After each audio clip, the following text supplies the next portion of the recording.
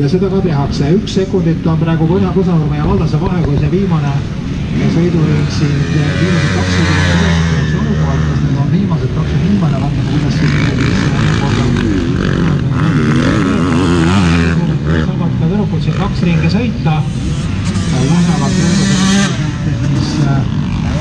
388 Põsanurme ees ja sealt siis juba selle taga vahel käib seal äge ehitus ka Lauri vahel tundub, et Lang sai jällegi oma tahtmise ja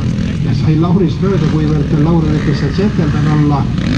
ja tüdrukute hoogus on ka siis veidikene võtta, aga tundub, et meeldab päris tüdrukutele järelikult liidel läheb siit viimasele ringile, aga mine sa tea, vaatame, kui kiire ringi suudab siin siis teha praegusel hetkel võistlust riidelisega Talva mooduliku olla või jätab tüdrukutele veel siis nii-öelda viimasel ringil võimaluse omavahel puidu Mait Laar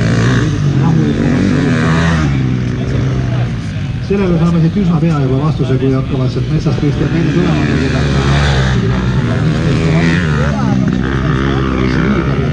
Aigur, kes sama selja taga toimumas on 50 pluss masinaga teise kolmanda koha Madinas omakorda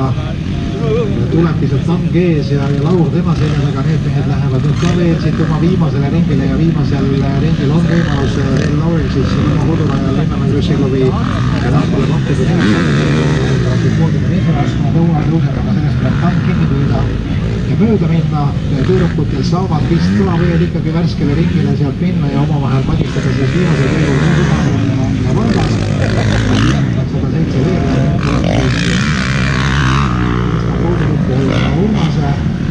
tuleb omakorda veereta selja taga seal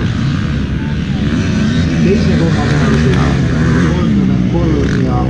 Jaanus Kompus. Mõlemad mehed siin esimese sõidu stardis ebaõnnestusid täielikult, läks Kompus päris kohta kui 7. esimeses sõidus, nüüd aga siis teise ja 7. kohaga ja siit tänase päeva ikkagi lõpus päästab 90 ärm, võtab praegusel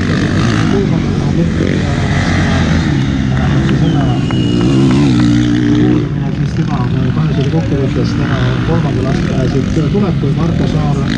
koha punktide peal praegusel hetkel ja Homin 7. kui on minnud selle täpselt ongi jõutunud ja sellega Saar jääb praegusel hetkel tundub, et meil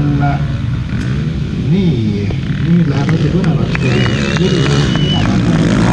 loomulikult Saar sõitis nii aeglaselt, minna ei oska nii aeglaselt sõita ja pidi siis mööda